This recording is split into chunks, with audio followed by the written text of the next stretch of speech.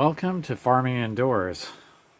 Today's video is going to be an update of how the crops are doing in the 3x3 grow tent.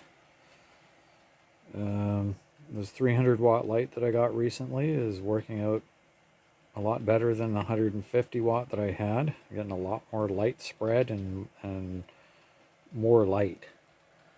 So let's take a look at how things are doing in here. First thing is these Japanese scallions. They get quite a bit bigger. I'm going to wait till they get bigger before I pick them. Down below here, we have some Italian basil that I started from seed. These scallions I started from seed. This Roma tomato plant I started from seed. It's doing well. Got some tomatoes coming on, some larger ones on the bottom,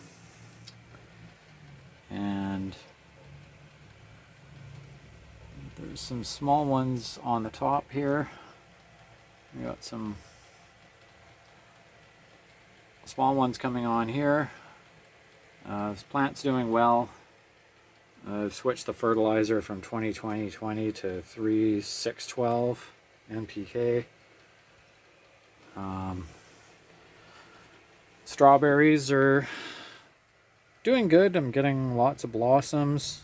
I've been hand pollinating them with a paintbrush to get better fruit. I've got no insects in here. And I've also been hand pollinating the flowers on the tomato plant with a little paintbrush to spread the pollen around and get better fruit production. Yeah, the first year of this strawberry start, I'm going to get some strawberries and the plant's going to go dormant, and then next year I'm going to get probably more and bigger strawberries, but you can see they're not huge, but they are ripening, and the ones I've tried so far taste pretty good. I've also started giving the strawberry plant more phosphorus and potassium and less nitrogen. Here's a tomato start that I got today from a local nursery.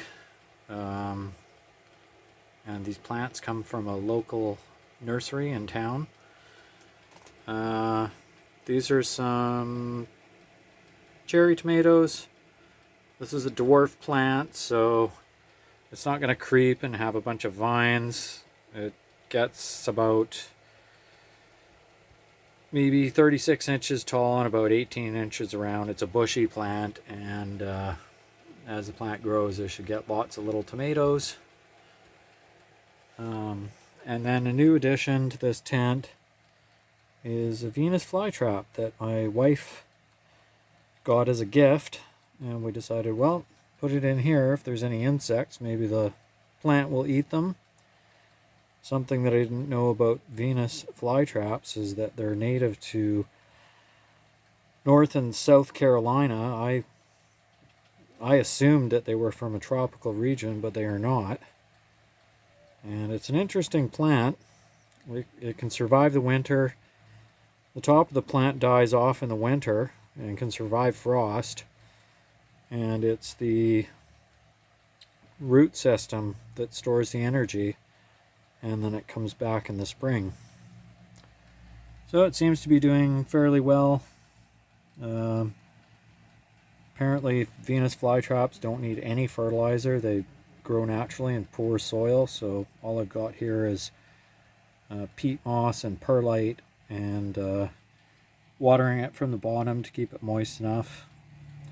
Doesn't like being too wet, but it doesn't like being dry. But since I transplanted it, it was in a tiny little 4-inch pot. Probably came from some store under poor light, but it seems to be doing well. It seems to be doing a lot better now. Yeah, so yeah, I think this video demonstrates that in just a 3x3 foot space, you can fit quite a few plants in here and get some fresh vegetables and herbs without spending a lot of money. Plus it's fun to, you know, grow the stuff yourself. And there's no pesticides in here. And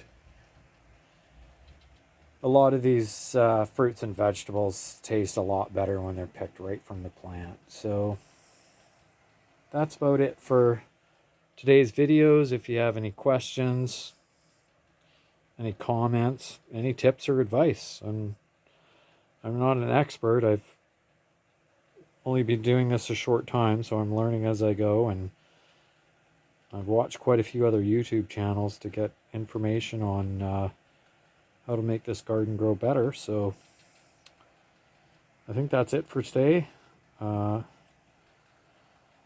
Subscribe if you want to, and we'll see you next time. Thanks for watching.